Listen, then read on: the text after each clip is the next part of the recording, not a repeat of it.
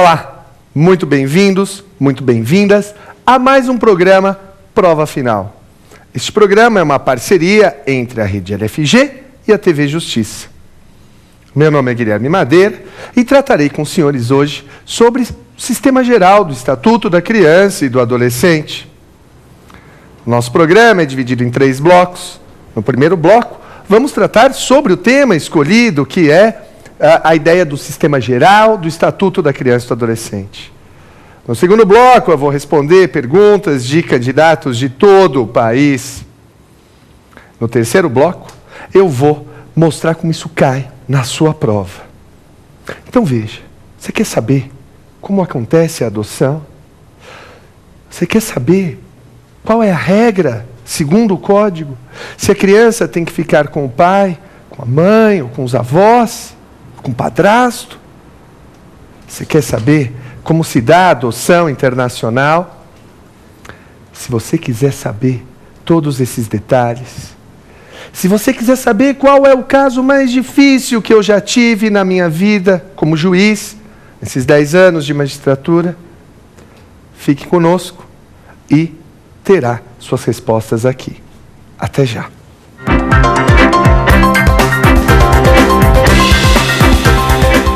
Muito bem, então agora nós vamos comentar sobre o nosso tema do dia. E vamos falar sobre o sistema geral do Estatuto da Criança e do Adolescente.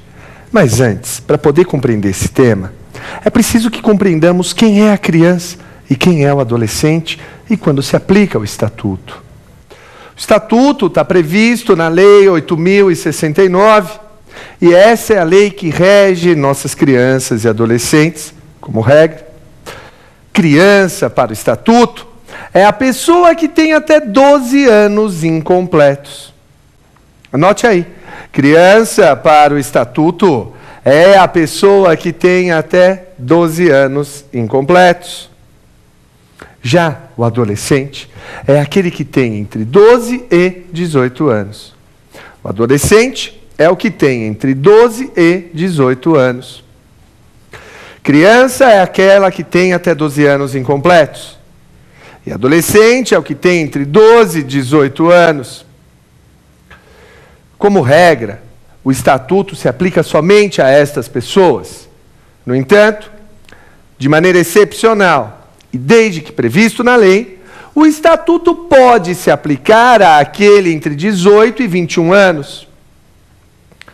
E é importante notar, quando falamos, por exemplo, no tema da adoção, que a ideia geral é de que o Estatuto é a regra quando se trata de criança e adolescente, o Código Civil se aplica de maneira subsidiária. Mas avancemos no nosso tema de hoje, considerações gerais sobre o Estatuto da Criança e do Adolescente. Vejam, vamos lembrar como é que é a estrutura do ECA. O ECA, ele prevê uma série de direitos fundamentais à criança e ao adolescente. Entre esses direitos fundamentais está a ideia do estado de filiação. Sim, a criança e o adolescente possuem direito imprescritível. Possuem direito personalíssimo ao seu estado de filiação. E o tema que diretamente se liga a isso, é a questão da investigação de paternidade. A criança nasce, a mãe registra, e o pai? Como é que o pai pode fazer o registro dessa criança? Veja, nós temos aqui alguns dos temas mais difíceis no atual sistema brasileiro. Existe uma lei que trata do reconhecimento de paternidade. O pai pode reconhecer junto com a mãe, lá no hospital, ir no cartório, fazer o reconhecimento, lavrar o assento de nascimento, isso daí não há problema. O pai também pode reconhecer em testamento, ainda que de maneira indireta. Sim. Agora presta atenção. Presta atenção. O pai reconheceu no testamento que fulano é filho dele.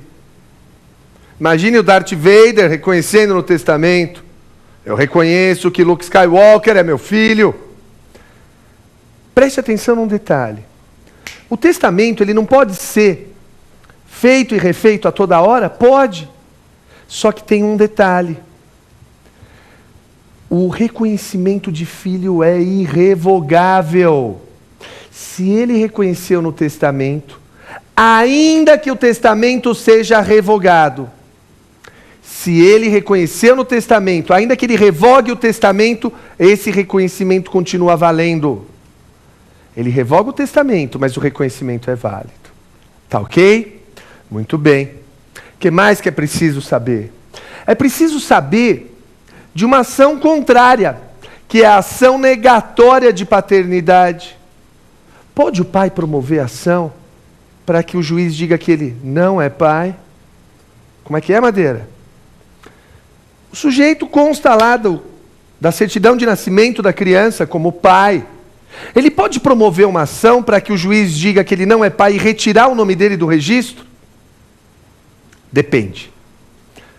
Vamos pensar em duas situações distintas. Primeira situação, o sujeito reconhece que é o pai da criança, sabendo que não é. Por amor à mulher ou qualquer coisa que o valha, ele reconhece: sou o pai de Zezinho, mas ele sabe que ele não é o pai biológico dessa criança. Se ele reconheceu que era o pai, sabendo que a criança não era filha dele, ele não pode promover essa ação negatória de paternidade. Se ele reconhece que é o pai, sabendo que não é, ele não pode promover a ação negatória de paternidade. Agora, se ele foi enganado, se ele não sabia que era o pai, que não era o pai, melhor dizendo, ele pode promover a ação negatória de paternidade. Ou seja, ele pode promover a negatória de paternidade, segundo o STJ, se houver vício do consentimento. Tá claro? Ok? Muito bem. E nós temos aqui alguns temas que são efetivamente complicados, que eu quero só chamar a atenção dos senhores. Imaginem a seguinte situação que ocorre hoje em mais de um fórum do Brasil. Você é pai de uma criança. E você descobre, você é pai na certidão de nascimento. E você descobre que, na verdade, você não é o pai biológico dessa criança. A mãe separa de você, pega o seu filho e vai viver com o pai biológico da criança. E aí, eles te impedem de ver a criança. A pergunta que eu faço é: você tem direito a ver essa criança? Você tem direito a continuar no registro dessa criança? Porque eu imagino, se eu descobrisse que minha filha não é minha filha de sangue, a gente não consegue virar a chavinha e dizer eu não amo mais. Eu iria querer continuar sendo pai da criança, porque sou efetivamente. E aí? Não há julgados dos tribunais superiores sobre isso. Mas essas ações que eu mencionei estão ocorrendo no Brasil todo.